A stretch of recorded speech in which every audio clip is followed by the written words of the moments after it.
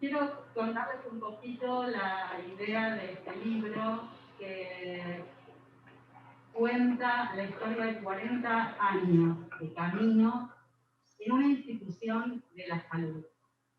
Una institución que fue atacada cruel y brutalmente, que tuvo un centro clandestino dentro del hospital y que tiene hasta el día de hoy 11 trabajadores desaparecidos, algunos, sobre todo 2 enfermeras, que fueron secuestradas de su lugar de trabajo, de la guardia y llevadas dentro del hospital hacia el centro clandestino. Esos 40 años tienen de todo, pero fundamentalmente tienen mucho compromiso, tienen mucha pasión por todo lo que se hace en este hospital,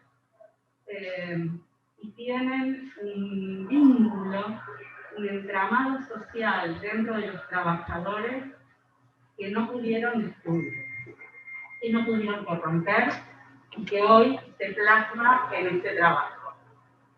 Quiero darle la palabra a Lucrecia Rasco, porque fue una residente cuando nosotros recién empezamos con la Comisión de Derechos Humanos y nos acompañó en todos estos años. Y bueno, creo que es un fiel reflejo de lo que la salud y los derechos humanos hicieron dentro de esta institución.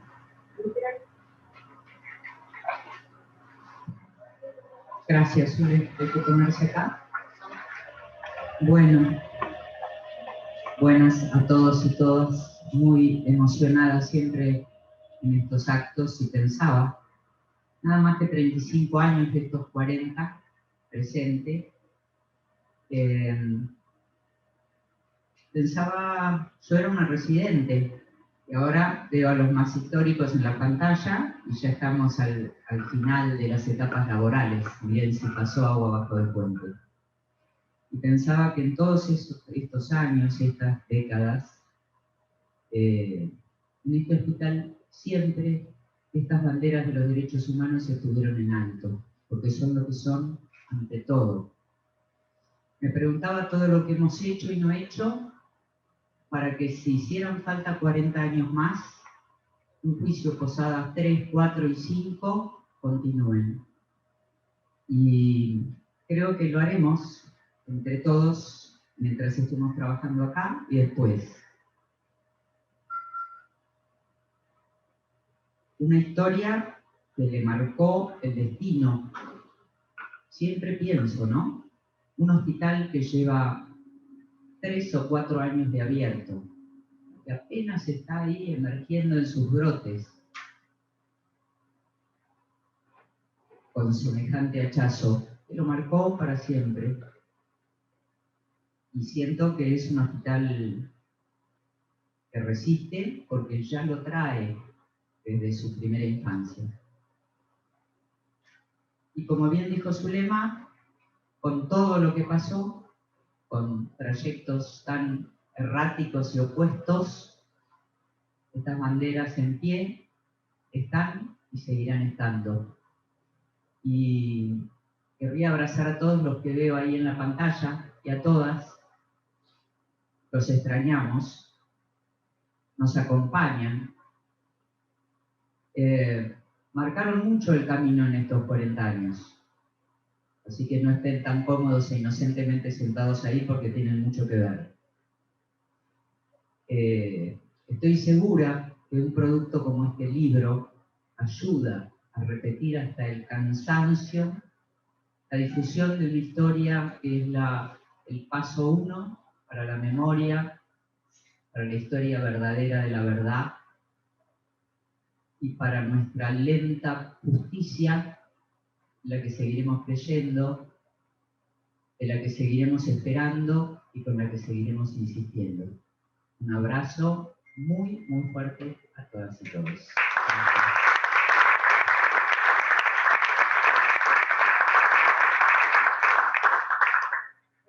La tapa del libro tiene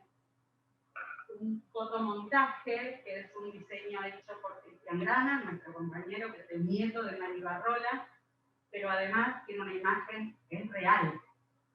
Hubo un tanque de guerra apostado frente a este hospital.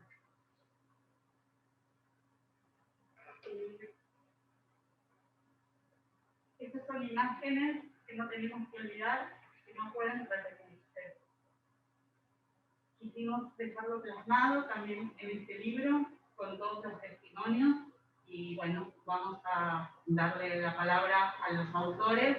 Empezamos por el doctor Pablo Yonto, que hoy no puede estar con nosotros, nos dejó un video, está con los alegatos de un juicio, y sabemos que la va a seguir peleando.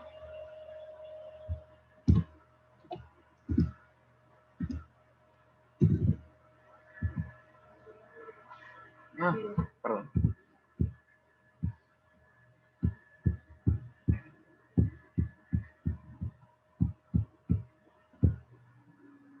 Pablo Yonto es nuestro abogado, es el abogado de muchísimas causas en derechos humanos. Pablo es periodista, es abogado, cubrió el juicio de las juntas, tiene un libro que cuenta la vida interna, digamos, del juicio a las juntas. Y bueno, fue nuestro abogado en la causa Posadas 2.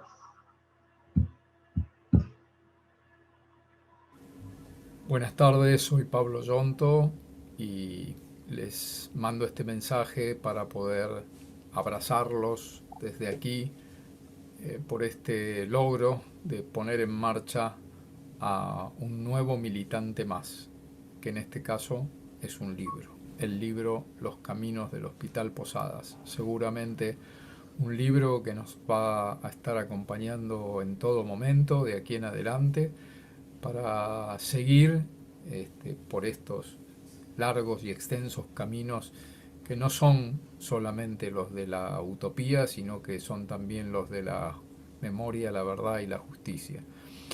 Caminos que han transitado mucho antes que nosotros, otras compañeras y otros compañeros, en la búsqueda de la verdad por sus familiares, de justicia por ellos, y que hoy, transformado en páginas y también en sus distintas versiones, será sin dudas una herramienta para vayamos donde vayamos, a cualquier rincón de la Argentina o del mundo, podamos transmitir en esas páginas hermosas y como ha quedado la edición, la posibilidad de que se conozca mucho más de la historia, primero de lucha y de sueños de quienes quisieron convertir ese hospital en un símbolo de la salud pública y de la atención a los más necesitados, y luego de quienes vinieron allí a imponer el horror. Por supuesto que la lucha por juzgarlos y por condenarlos es una lucha iniciada allá lejos, y está en estas páginas volcadas, y ahí también nuestro reconocimiento a todas las familias, las abogadas y los abogados que empezaron en esta pelea.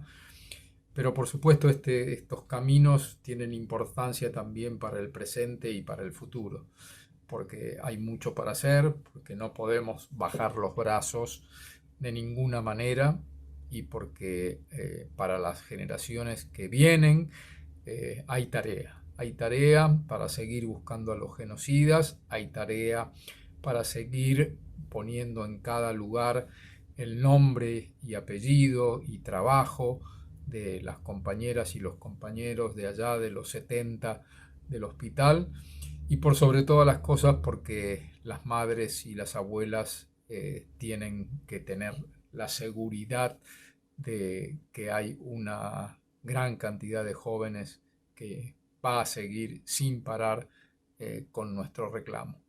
Así que salud por este nuevo libro, por este nuevo militante. Nos lo ponemos bajo el brazo y seguimos caminando. Chao.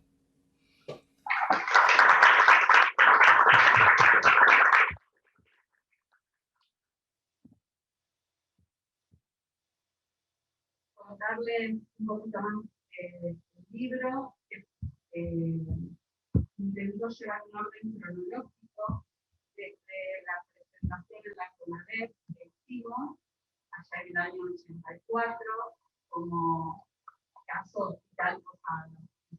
Fuimos la primera institución que llevó adelante una denuncia como institución, no una denuncia particular. Para eso le damos la palabra a la doctora Mirta Guarino.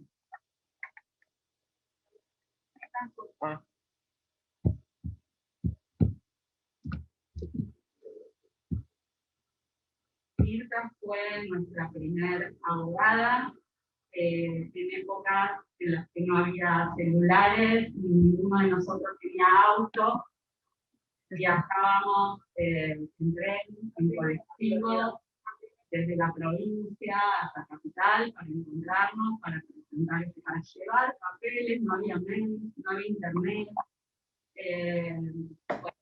Mirta era muy joven y trabajó muchísimo, muchísimo. Así que nada, vaya nuestro reconocimiento y nuestro agradecimiento. Bueno, gracias, Zulema. Fue un gran desafío poder escribir todo esto porque siempre quedaban cosas por decir. A mí me tocó recordar y documentar la primera etapa, esa primera etapa que se inicia durante la dictadura, cuando empiezan a volver algunos compañeros del exilio y me conectan a través de una médica, una amiga, una militante como Liliana Lorenzo, para poder empezar a armar esta causa y presentarla en la justicia. Eran tiempos realmente muy bravos, primero porque todavía estaba vigente la dictadura, pero también porque no existían, como decía Zulema, un montón de cuestiones que ahora las tenemos un poco más facilitadas. Sin embargo, esa primerísima etapa de contacto con los familiares fue una etapa muy dura, pero muy rica. Hay recuerdos imborrables de esas entrevistas para mí, Marta Chester, Dora Agustín, bueno, Carlos obviamente que acompañó todo esto, Carlos Apesteguía, Ana Mullman, Amalia García. En esta primera etapa se colectaron todos los testimonios para poder iniciar la causa.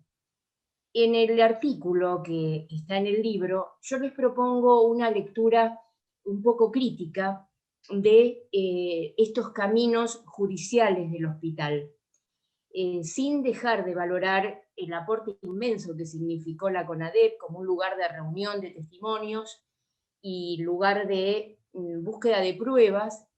También recuerdo que en esas épocas nuestras luchas dentro del movimiento de derechos humanos era: ¿sirve una comisión de notables o bien buscábamos una comisión integrada por el Congreso, una comisión investigadora? Esto es una lectura crítica que la pude hacer o la podemos hacer ahora, no en momentos de la dictadura ni en la primerísima democracia del 83 al 84, porque evidentemente las urgencias eran otras.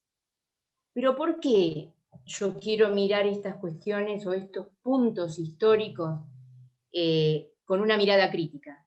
Porque yo entiendo que la impunidad que se generó después a través de las leyes de obediencia debida, punto final, y los indultos, no creció de manera espontánea.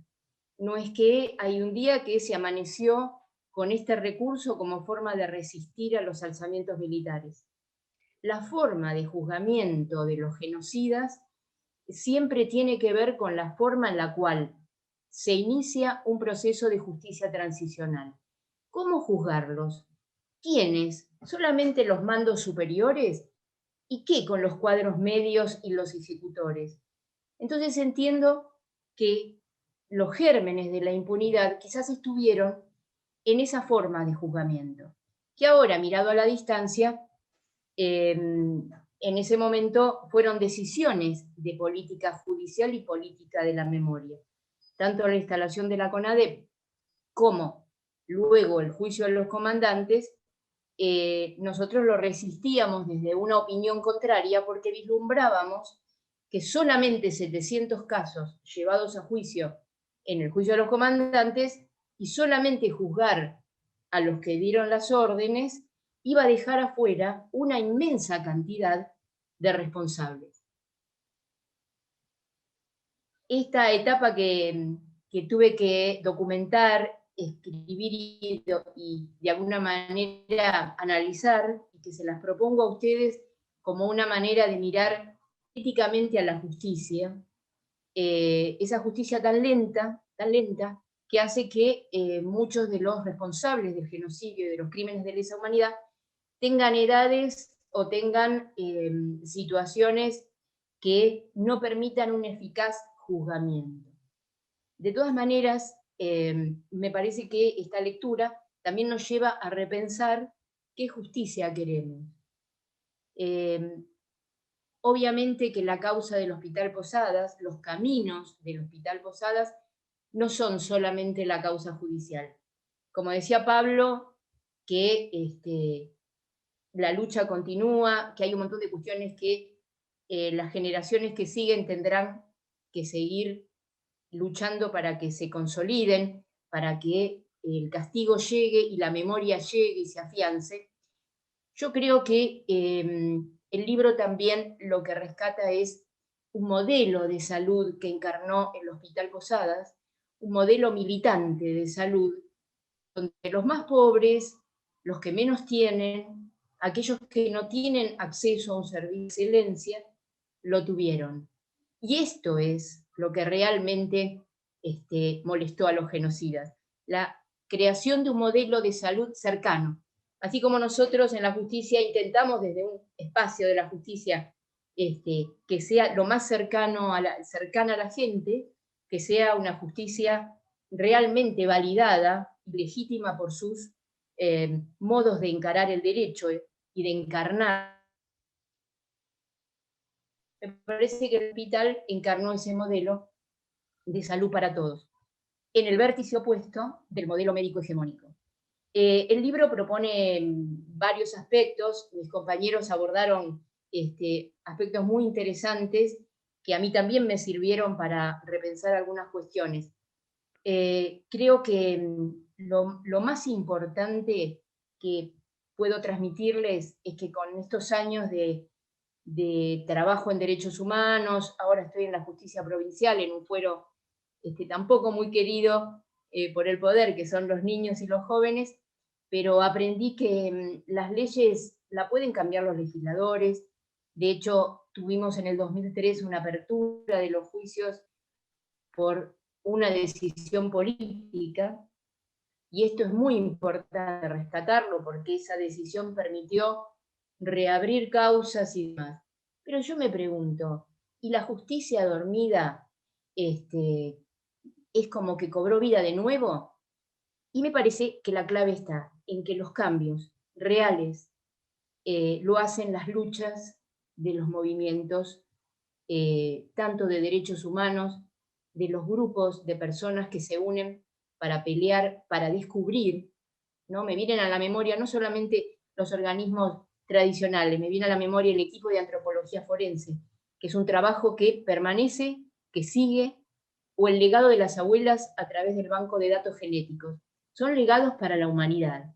Así que gracias a los que me convocaron en aquellos años, ustedes no recuerdan el episodio, yo sí lo recuerdo, cuando esta amiga común me pidió que acompañara estos caminos, los caminos del hospital.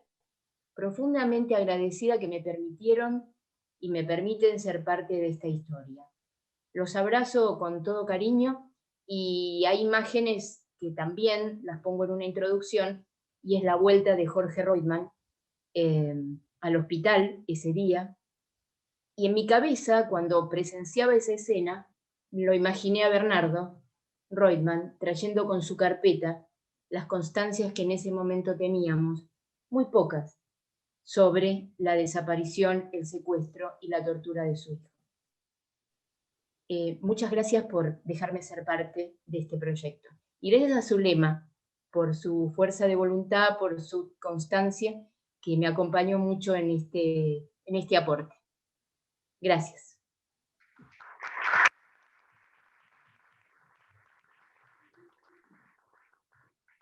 Mirta, eternamente agradecidos nosotros, no solamente por tu trabajo, sino también por tu calidad humana y por tu acompañamiento en todas las instantes que pasamos. Quisiera darle la palabra ahora a Andrea Alba Ponce, que es la hija de Gladys Cuervo. En este trabajo, Andrea colaboró con nosotros de una manera muy creativa, contando quizás por primera vez su experiencia como hija de una detenida, de la que no se sabía dónde estaba, no se sabía absolutamente nada. Y bueno, Gladys, por suerte, salió con vida de esta situación. Gracias a sus relatos, nosotros pudimos saber y conocer cómo fueron los últimos días de nuestros familiares. Andrea. Bueno, no sé si se está escuchando bien. Hola a todas y todos. Yo soy Andrea Rapose, hija de Gladys Cuervo, ex detenida desaparecida y sobreviviente. Bueno, espero poder expresarme porque estoy bastante emocionada. Sobreviviente del chalet, el centro clandestino que funciona en el Hospital Posadas.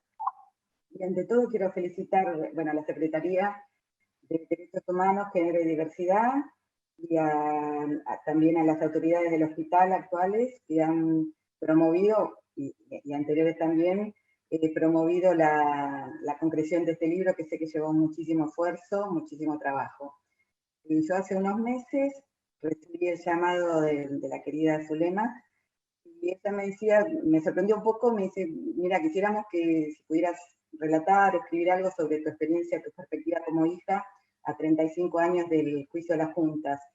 Y bueno, traté de empezar a pensar, charlé mucho con mi mamá, con Gladys, recordar todos esos momentos. No tengo el hábito de escribir, así que me costó bastante poder reseñar un poco lo que yo sentía en aquel momento, pero bueno, a través de, como les digo, de los recuerdos, las conversaciones, fui hilando algo que salió un relato, que se llama, es un breve relato bastante autorreferencial y un poco personal, de vivencias personales, se llama La chica del placar, y forma parte de este hermoso libro, ¿no? Los caminos del Hospital Posadas. Muchos de los que conocen la historia, bueno, van a saber a qué refiere el título, y bueno, y los demás, los lectores lo irán descubriendo a lo largo del relato. Como les decía, no tengo el hábito de escribir, así que costó bastante, pero todas estas sensaciones desordenadas de casi 40 años, ¿no? Ahora tengo 53, bueno, culminaron en esto, ¿no? En el momento en que mi mamá fue secuestrada, fue dentro del hospital, en noviembre del año 76, y mi hermano y yo tenía 9 años y mi hermanito Javier 8 años. Posteriormente, como ustedes saben, algunos saben, fue liberada en enero de 1977. En el relato cuento un poco ese momento y lo que nosotros vimos y sentimos. Y, bueno, recuerdo cómo fui viviendo, conviviendo con todo ese dolor durante mi adolescencia, que lamentablemente y plenamente coincidió con toda la etapa de la dictadura, ¿no? Yo cursé toda la secundaria en dictadura, y bueno, tuve que convivir con toda esa tristeza, con lo que había pasado a mi familia, y bueno, y con todo lo opresivo del ambiente exterior también, ¿no? Además de haber dejado la casa, el barrio, los amigos, los compañeros, ¿no? Todo un exilio también para nosotros interior. Todo el miedo y el silencio fueron parte de nuestras vidas durante todos esos años de la adolescencia. Fue bastante complicado porque yo no podía compartir prácticamente con nadie lo que a mí me pasaba o me había pasado, ni con mis padres, ni con mis compañeros, ni con mis amigos, porque siempre estaba el temor, ¿no? El temor a ser rechazado, el temor a tener algún problema, el temor a alguna represalia, a no saber con quién estaba hablando y qué dimensiones podía tener lo que yo decía, o repercusiones. Entonces fueron tiempos muy difíciles, pero estaba, como todos saben, muy instalado en el sentido común, que persiste hasta nuestros días. Bueno, algo habrán hecho, son subversivos, fue una guerra, entonces o es una guerra en ese momento, entonces era muy difícil poder expresarse y hubo que convivir con todo eso como una tragedia muy personal en aquellos momentos, ¿no?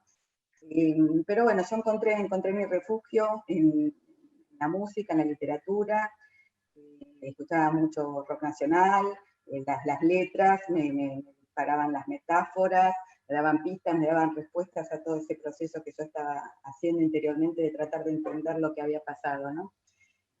También leía mucho las revistas, Pelo, Expreso Imaginario, le sacaba la revista Humor a mi mamá y trataba de entender lo que ahí se decía. Así que bueno, íbamos a los recitales y ya empezaban la resistencia, las consignas antidictadura y todo eso, bueno, nos iba dando, como les digo, pistas para esto, ¿no? Para ir entendiendo.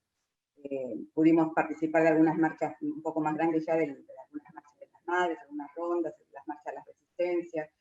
Y ahí empezamos, bueno, como hacer todo un proceso que yo tenía más o menos 16 años en esa época. Un proceso como les digo, de entender, ¿no? Y de empezar a salir desde lo personal hacia algo un poco más colectivo, empezar a entender.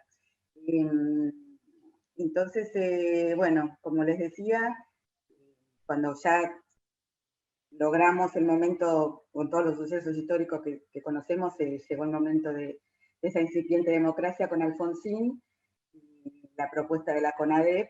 Ahí hablamos con mi mamá, hablamos en familia, y decidimos, bueno, tomar el desafío de volver a exponerse, de testimoniar, de ser testigo, bueno, algo que nos llevó toda la vida, ¿no? Prácticamente, sobre todo a mi mamá. Y bueno, en medio de todas esas dudas, empezó el camino hacia testimoniar y primero con la CONADEP y después con el juicio a las juntas. No lo quiero hacer muy largo, se me está haciendo un poco largo. Pero bueno, lo que para mí el juicio de la Junta fue importantísimo y fue una bisagra en mi vida, porque pude pasar de, como les decía, de lo personal a entender que era una tragedia colectiva, a entender el genocidio, a entender el plan sistemático que se había llevado a cabo tanto en Argentina como en Latinoamérica. Así que para mí fue liberador, fue el primer paso de reparación en mi vida, en mi historia. Creo que también en la historia de los argentinos, y así que siempre reivindico ese momento con todas las falencias, con todo lo que todos sabemos, ¿no? Con lo que han señalado Pablo, Mirta, todo lo que sabemos, pero también con todo el trabajo tremendo de muchísima gente a la que estoy infinitamente agradecida, que siempre nos ha acompañado, abrazado. Hemos hecho juntos este camino que no terminamos. Así que bueno, voy a hacerlo cortito. Bueno, este texto dentro del libro, que agradezco que me hayan convocado, es un homenaje a mi mamá, un homenaje a todos los compañeros y compañeras desaparecidas, un homenaje a los 30.000. Y bueno, para que sigamos trabajando y que quede para las futuras generaciones una nueva marca de memoria, que esto siga trabajándose, sigamos en la lucha por más memoria, más verdad y más justicia. Gracias.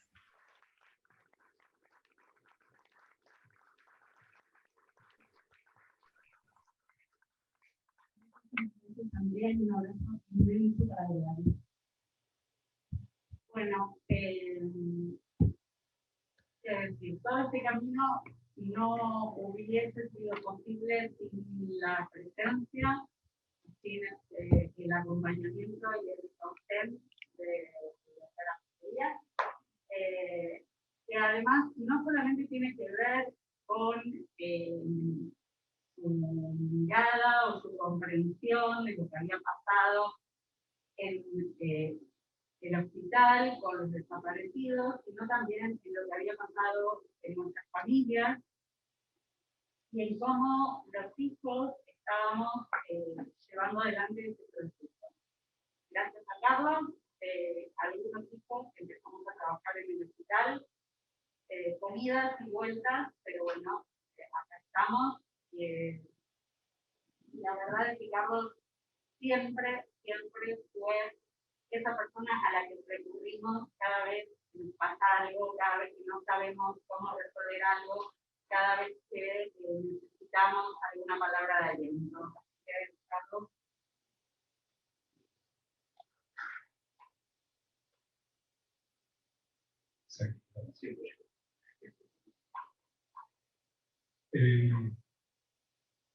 Bueno, a mí su lema me pidió de que tuviera sobre la transformación de la Comisión de Derechos Humanos Inicial y el proyecto que siguió. Me obligó a rememorar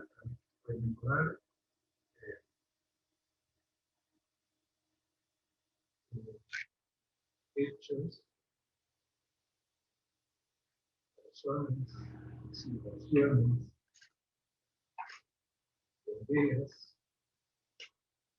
que se fueron dando a lo largo de toda la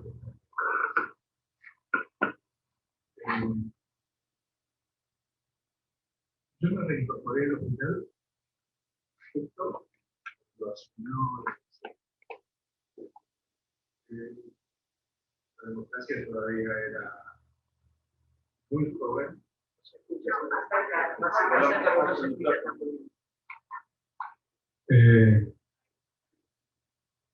Digo que la democracia era muy joven, mostraba algunos signos de debilidad. La sociedad estaba entre una cultura entusiasta que tenía ilusiones con el cambio de gobierno y de dictadura, y otra cantidad de gente que seguía teniendo miedo, que dudaba, que, bueno, como decía Andrea recién, se decide a sí mismo que por algo vacío. Y el hospital no escapaba de esa situación. Cuando me reincorporé, encontré un hospital tan distinto.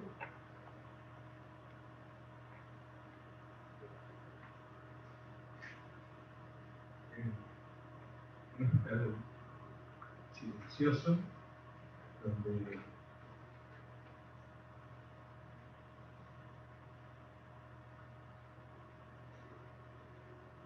mucha gente no quería acordarse de lo que había. Con algunos pocos compañeros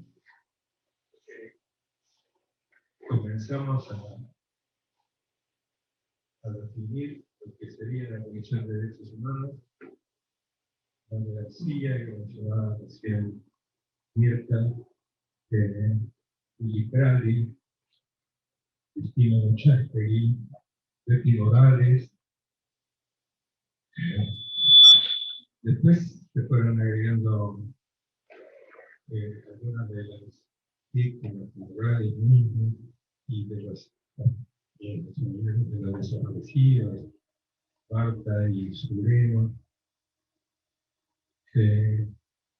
Ruiz Vargas, el esposo de Josefina Belmonte, Ángel Cuello y su hermano, hijo de Teresa Cuello. En fin, no me voy a tratar de todos, pero también ellos se fueron incorporando y fue una experiencia humana increíble. la de revivir los hechos que habían padecido, discutir los caminos para buscar el modo más efectivo de hacer las denuncias y promover que se pudiera encontrar justicia. El camino fue mucho más complicado de lo que inicialmente nos imaginábamos. Fue muy tortuoso. Después de hacer la denuncia en la Conadep, estuve ahí revisando viejos papeles y me encontré con los formularios que Mirta Guarino nos había indicado que usáramos para recoger los testimonios, marcando los puntos más trascendentes de cada declaración. Eran papeles, eran manuscritos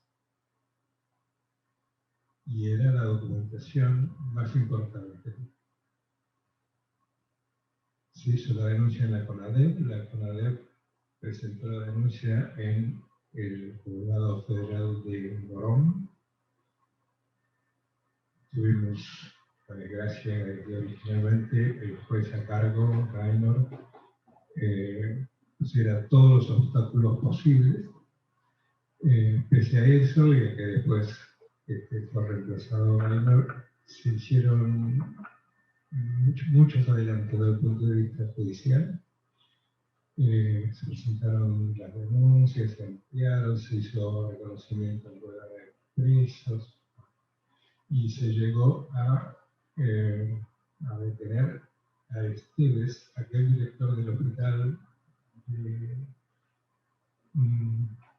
que asumió después de la toma, unos meses después de la toma del hospital por el ejército, y que creó ese grupo SWAT que funciona en el hospital y que causó el desastre que causó y ocupó el chalet y lo usó como centro clandestino de detención y tortura, de lo cual hay unos testimonios espeluznantes.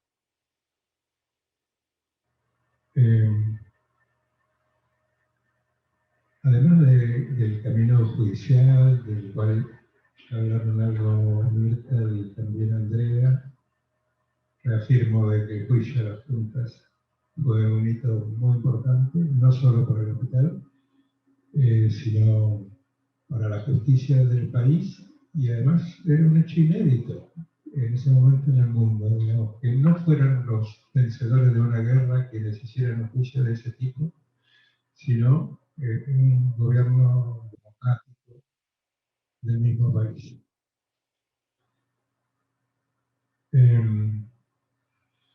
Tratamos de utilizar todas las vías posibles para conseguir justicia. Así que también hicimos la denuncia en la Fiscalía Nacional de Investigaciones Administrativas, que estaba a cargo de Ricardo Molinas, que era un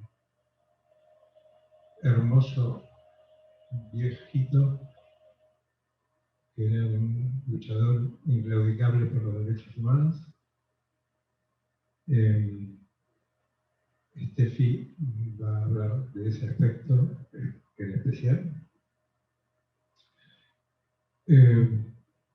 Pedimos al Ministerio de Salud de que buscara las evidencias que se sabía de que existían sobre investigaciones de que las dictaduras mismas habían hecho acerca del hospital, porque se había generado una pintura acerca del hospital estaba absolutamente distante de la realidad. Se hablaba de quirófanos clandestinos, de túneles secretos que comunicaban con la villa, de atención de subversivos escondidas,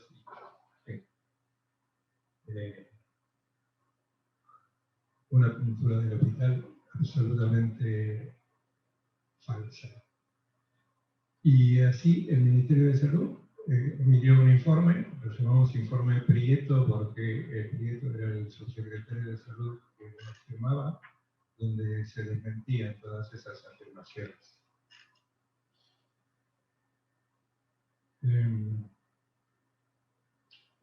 Entonces, la vía judicial tuvo otro hito importante porque después de, en el año 2007, el juez Rafecas reabriera el expediente que tenía que ver con el Posadas. Se proveyó la instrucción en ese momento y se elevó a juicio oral como juicio de Posadas 1 en el 2011. Y allí fueron condenados Brignone, Mariani, Muña, uno de los USUAC. Y Muña se hizo célebre porque unos años más tarde la Corte Suprema emitió una acordada por la cual podía beneficiarse de lo que se llamó el 2 por 1, digamos que se le contabilizaba el doble el tipo de detención que había sucedido. Esto motivó una maravillosa reacción popular con manifestaciones conmovedoras que determinaron de que se retrocediera acerca de esta decisión. Y en el interín, eso fue en el 2017, en ese mismo año, en el mes de noviembre, se produce el hallazgo de los restos de Jorge Roigman. Así sobrevino el juicio Posadas II, en el cual Muña fue condenado a perpetua por homicidio.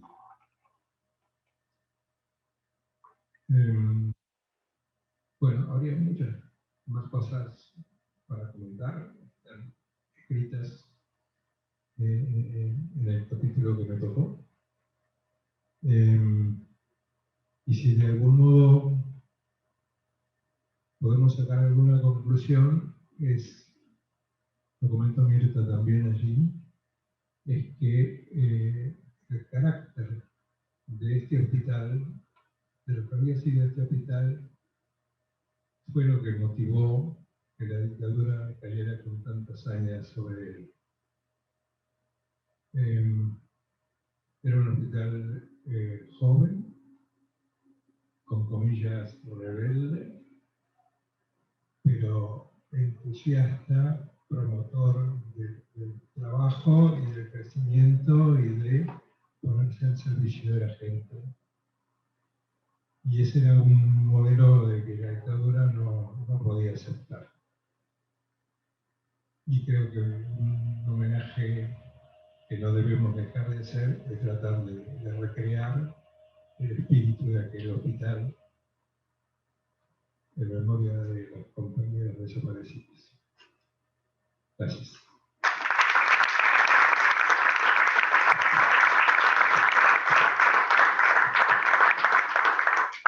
Gracias, Carlos. Bueno, poco para agregar a las palabras de Carlos, pero sí comentar que tuvimos el honor, después de este nefasto juez, de tener al doctor Ramos Padilla, padre, después que nos concedió en ese momento la posibilidad de hacer el reconocimiento en rueda de presos en la cárcel de Caseros, que por suerte ya no existe más, pero hasta allí fuimos. Bueno, cosas que hemos vivido juntos. Le damos la palabra ahora a Estefanía Bernardini para que nos cuente su capítulo con la Fiscalía de Investigaciones Administrativas.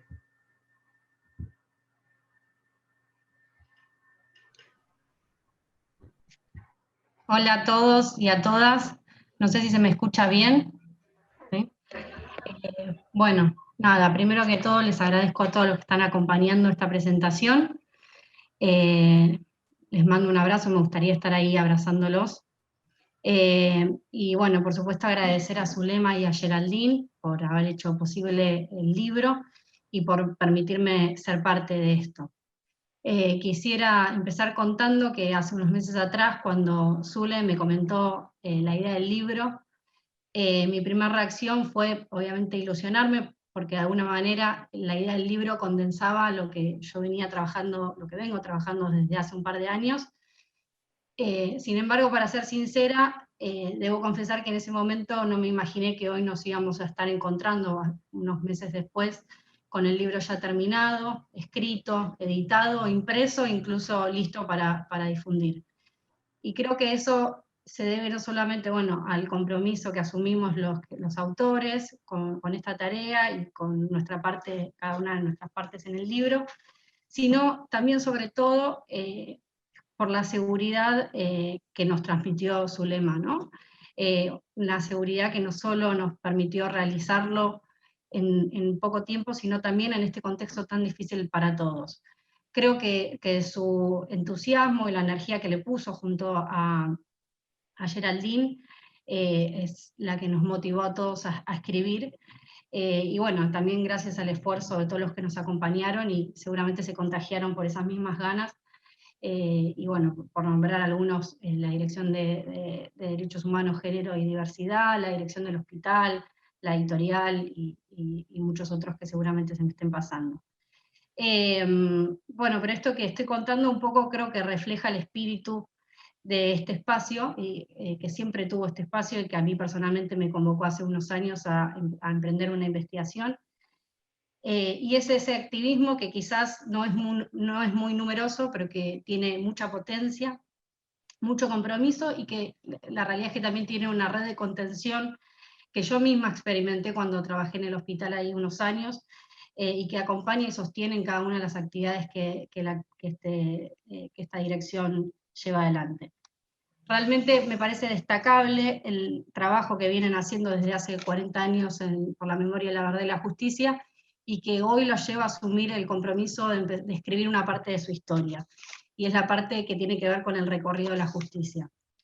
Y que también años atrás los llevó a escribir otros trabajos, como el Semblanzas, que bueno, tiene que ver con cómo desde este espacio se paran activamente como sujetos políticos comprometidos por la lucha de los derechos humanos, y que creo personalmente que le rinde el mejor homenaje a los compañeros que hoy no están y que en los años 70 lucharon cada uno a su forma por un mundo más justo. Y otro punto destacable de estos trabajos es que para mí están pensados para trascender generaciones, para que otras como yo nos sintamos tocados y atravesados por la historia de un hospital muy comprometido con la salud pública, con los ideales de Ramón Carrillo y con una generación que más que nada creía en la necesidad de llevar un hospital de calidad a los sectores más postergados, ¿no? Un hospital para todas y todos.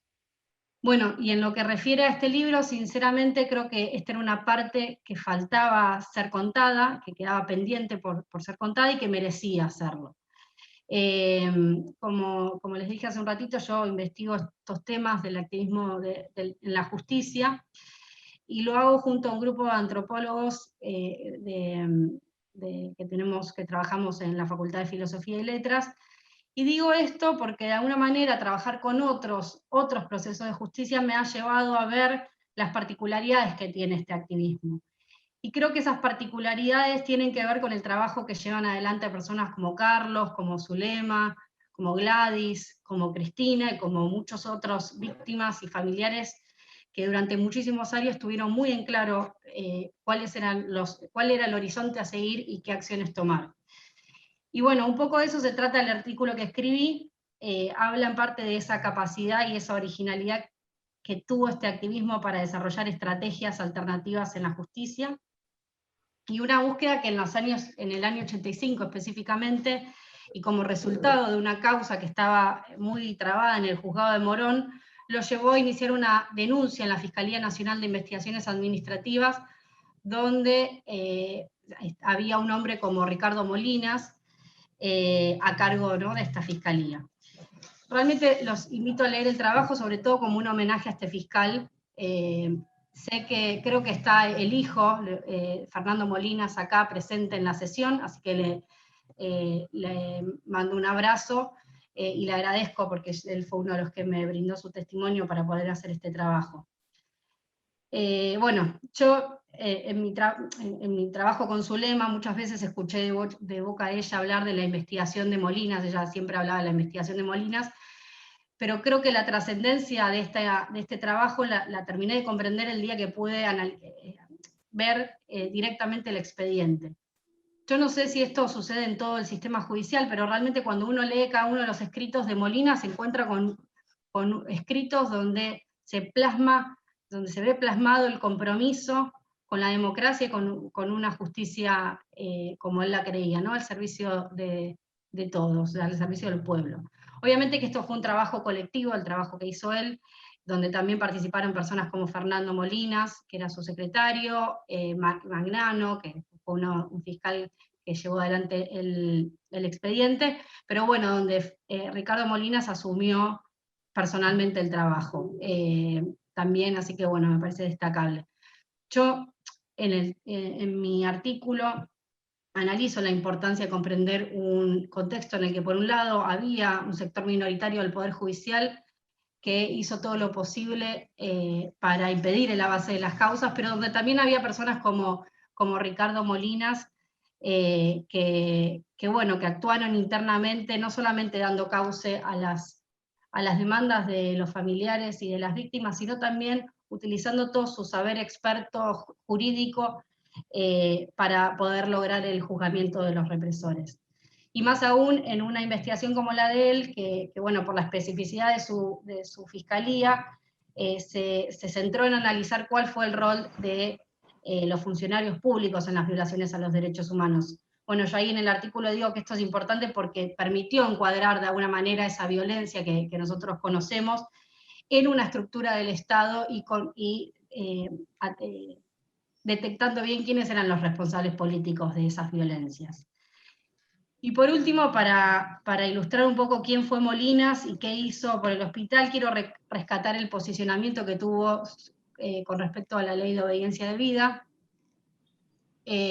Bueno, los que lo vivieron seguramente saben mejor que yo cuál fue el impacto que tuvo esta ley para los organismos de derechos humanos, para los familiares, para las víctimas y para todos los que de alguna manera creían que el sistema judicial les iba a permitir de alguna manera saldar, si se me permite esa palabra, algo de todo el horror vivido en la dictadura, ¿no? Bueno, no quiero andar en eso, pero sí quiero resaltar esto, ¿no? Porque creo que en ese momento donde la postura más fácil hubiese sido atenerse a la ley y cerrar los expedientes, Molinas se opuso fervientemente a esta ley y usó todo su expertise jurídico y su saber para solicitar su nulidad. Obviamente, bueno, ya sabemos cómo terminó esto, la ley, la Corte Suprema convalidó la ley y se cerraron las causas por muchos años, la mayoría de las causas, pero bueno, creo que la actitud de Molina con respecto a esta ley, y desde ya la de los organismos que bueno, son rebeldes por su propia constitución, merece ser contada una y otra vez. Así que bueno, agradezco que me permitieron contar esa partecita de la historia.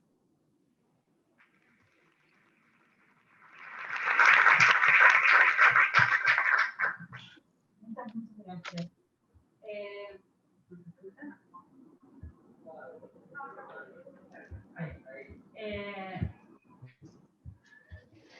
Gracias, Steffi. Muy interesante todo lo que nos contás. Y realmente sin personas como Ricardo Molina y sin los organismos de derechos humanos y todas las personas que nos acompañaron hasta acá, obviamente no estaríamos en esta posición. Quiero darle la palabra ahora a Geraldine, que es la persona que nos ayudó a hacer el libro, que nos cuidó y que nos acompañó en todo este proceso. Hola. Hola, ¿qué tal? Soy Geraldina Cruz. Trabajo con Suque hace el año 2015, que me acerqué al chalet por una cuestión universitaria para hacer mi trabajo de tesina.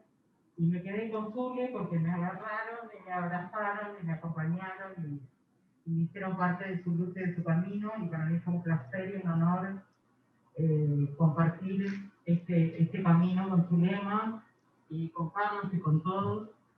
Y básicamente les quiero contar que en este libro ustedes van a encontrar un montón de ingredientes maravillosos porque van a encontrar una serie de profesionales muy idóneos que hacen un análisis muy profundo y muy concreto de todo un proceso de justicia y reponen un camino que, por lo menos yo, que leí un montón de bibliografías sobre derechos humanos, no había encontrado. Además van a encontrar una enorme emoción, una serie de testimonios muy sentidos y muy profundos que explican lo que es este hospital y cómo la cohesión y la solidaridad son protagonistas en este camino. Yo no tengo más que agradecerles a todos que me hayan dado la mano para acompañarlos, a Cristian, a la gente del chalet y sobre todo hablar... ¡Dale, pedazo de imbécil! Uy, ¿soy yo? Hola, hola. Bueno, perdón. Y bueno, y sencillamente esto, y agradecerles a todos y contarles que en el chalet estamos preparando un espacio abierto, solidario, para que podamos seguir homenajeando la memoria. Muchas gracias.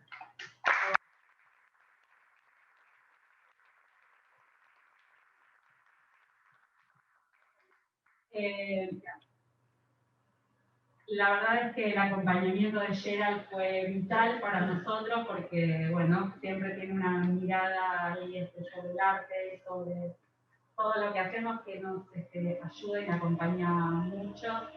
Queremos presentar a Luciana Bertoia, magíster en Ciencias Políticas y Derechos Humanos, periodista que nos ha acompañado durante el juicio 2011 en adelante, y cada vez que tenemos algún problema en el hospital la llamamos y siempre nos resuelve alguna cosa. Así que le damos la palabra a Luciana a través de un video que está trabajando y no puede estar presente con nosotros. Hola, buen día. Yo soy Luciana Bertoia, periodista que acompaño hace muchos años ya el caminar de los compañeros del Hospital Posadas por la memoria, la verdad y la justicia. En primer lugar, quiero agradecerles por haberme invitado a participar de este libro que hoy se está presentando y, bueno, como siempre, por ser parte de esta historia que se sigue escribiendo, un poco transitando los caminos de los tribunales y de la justicia.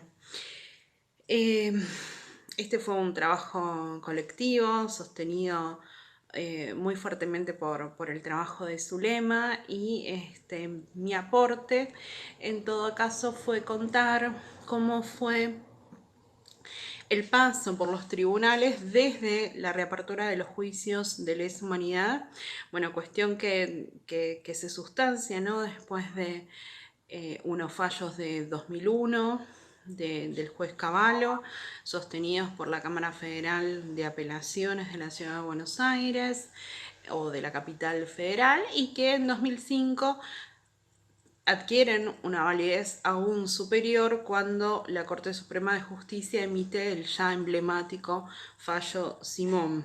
El primer juicio por crímenes en el Hospital Posadas fue en 2011 y después de este juicio, en el cual resultaron condenados Viñone, Mariani y Luis Muiña, integrante del conocido grupo SWAT, ahí hubo planteos por parte del fiscal que estuvo a cargo del proceso, que fue el doctor Javier De Luca, para que se enjuiciara a Luis Muiña por los homicidios de Jacobo Chester y Jorge Reutemann, algo que no fue considerado por el Tribunal Oral Federal 2. Y casi que volvimos a tener noticias judiciales sobre el Hospital Posadas el 3 de mayo de 2017, cuando nos sorprendió a muchos de nosotros recibir un mail de la Corte Suprema que anunciaba que habían habilitado el 2x1 para represores de la última dictadura. Cuando empezamos a ver, se trataba de Luis Muiña, y esa historia es bastante conocida por todos nosotros, y Y bueno, la movilización que siguió el repudio a ese fallo de la Corte Suprema, una Corte Suprema que acababa de renovarse porque hacía muy poco tiempo, menos de un año, se habían integrado al máximo tribunal Horacio Rosati y Carlos Rosenkrantz, que venían con una marca de origen, porque inicialmente habían aceptado incorporarse en la Corte en comisión, como planeaba el entonces presidente Mauricio Macri, y este fallo fue un poco la marca de la Corte macrista. Este fallo, sí hay que decir que un poco selló la suerte de Muiñe, porque se le revocó un sobreseimiento que tenía justamente por estos 2 homicidios. Hubo una intervención muy rápida de la fiscal Ángeles Ramos y Muiñe volvió a la cárcel ese mismo 2017, unas pocas semanas después del fallo y de esa marcha multitudinaria el 10 de mayo de 2017. Al año siguiente se sustanció el juicio. El tribunal en este caso lo condenó a prisión perpetua, pero entendió que estaba probada su participación en el homicidio de Reutemann, pero no así en el de Chester. Eso cambió este año, que la Sala 4 de la Cámara Federal de Casación le dijo al tribunal que había emitido una sentencia contradictoria y la tiene que revisar. Eso todavía, bueno, al día de hoy, cuando se está imprimiendo este libro, todavía el tribunal no emitió una nueva sentencia.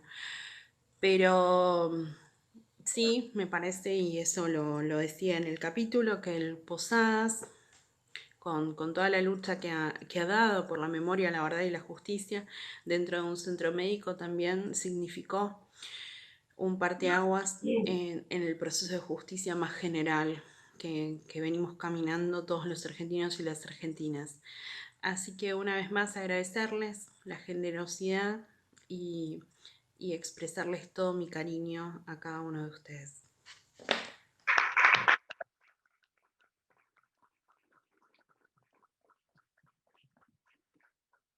Gracias, Luciana Montoya.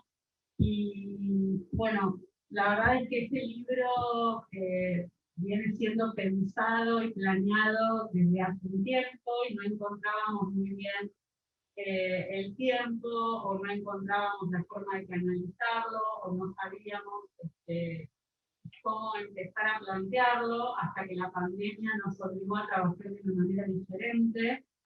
Y entonces, bueno, empezamos a plantear si existía alguna posibilidad de poder hacer este trabajo y gracias a la Dirección de Relaciones Institucionales, al doctor Gustavo Sanz, que nos dio la posibilidad de hacer este trabajo, y a la directora de Derechos Humanos que es la Universidad, Micaela Nabil, que nos dieron la posibilidad de concretarlo. Micaela, te damos la palabra.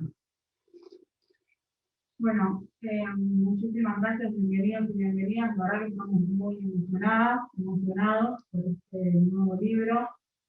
Un libro que nos va a acompañar muchísimo, como dijeron varias veces, un nuevo militante para mantener la memoria, para seguir buscando la verdad y reclamando justicia. Un libro que va a tener muchos caminos, muchos recorridos para el presente, para el futuro. Como sabemos, falta muchísimo por hacer, y desde esta Comisión de Derechos Humanos, Géneros y Diversidad, con la Coordinación de Derechos Humanos, creada en la actualidad en esta sesión con el compañero, el director del hospital, el doctor Alberto Mosé, con todo el equipo de los trabajadores del hospital y trabajadoras, vamos a seguir levantando la bandera de derechos humanos, vamos a seguir luchando y reclamando. Por eso, gracias por estar, gracias por acompañarnos, acá y del otro lado de la pantalla.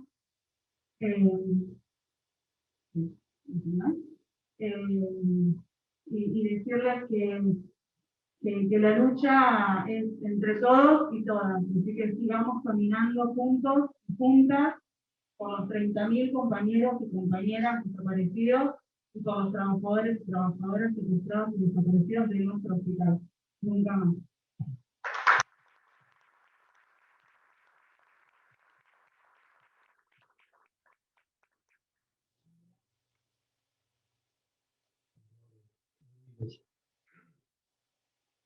Antes de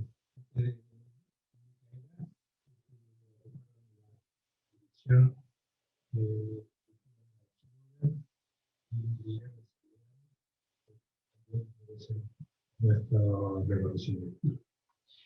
Lo otro era decir que en la recolección de testimonios acerca de lo que había ocurrido tuvieron un rol muy importante también los testimonios llegados desde el exilio y muchos de ellos muy valiosos, investigando condiciones de detención, de secuestro, de chalet,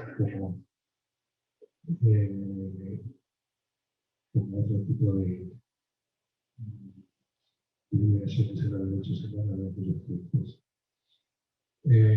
Bueno, era por no olvidar algunos de estos hitos importantes. Gracias, Carlos. Le damos la palabra ahora al doctor Maceira, director de este hospital, y que nos dio la posibilidad de este libro. Hola a todas y a todos, ¿cómo están? En principio agradecer que me tocó ser director un día como hoy, que se puede estar mostrando este libro, ¿no? Que me parece algo maravilloso.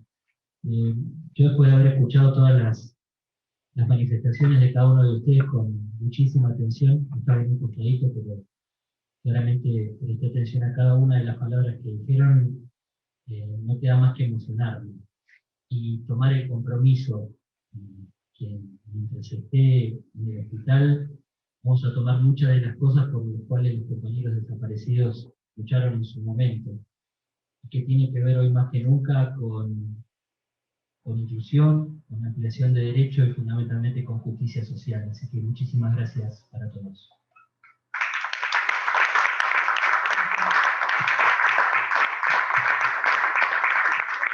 Gracias a todos por acompañarnos. Queremos contarles que tenemos pocos libros para ser repartidos entre todos los que los quieran, y que también es el libro virtual que podemos empezar a repartir en unos días nada más.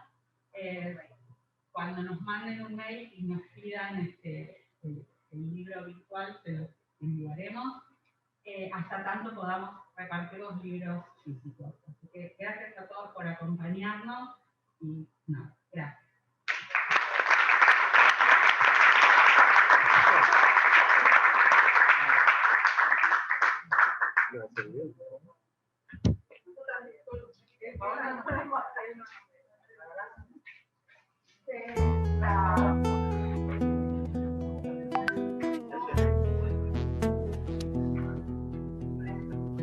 ¿Dónde están? Preguntan los panfletos. ¿Dónde están? Insisten los recuerdos. ¿Dónde están? Pueblillos del camino. ¿Dónde están? ¿Dónde se habrán ido? ¿Dónde están figuras de estandarte? ¿Dónde están de aquí y de todas partes? ¿Dónde están señales del sendero? ¿Dónde están aquellos compañeros? Están aquí donde ellos no podrán morir. Están sembrados en la tierra y ya sus huesos son estrellas, porque en la noche hacen la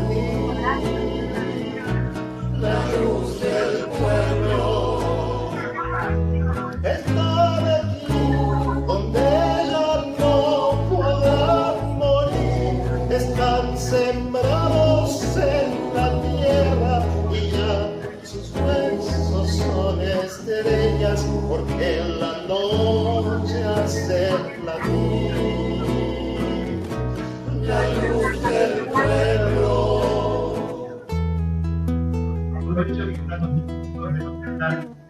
Me gustaría ver las fotos de nuestros compañeros de vuelta. ¿Dónde están? Reclaman las palomas. ¿Dónde están? Exigen las auroras. ¿Dónde están? Con sus pechos heridos. ¿Dónde están los desaparecidos? Están aquí donde ya no podrán morir.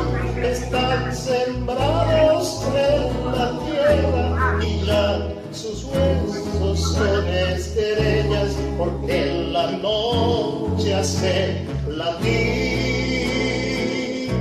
la luz del pueblo. Están aquí donde ya no podrán morir.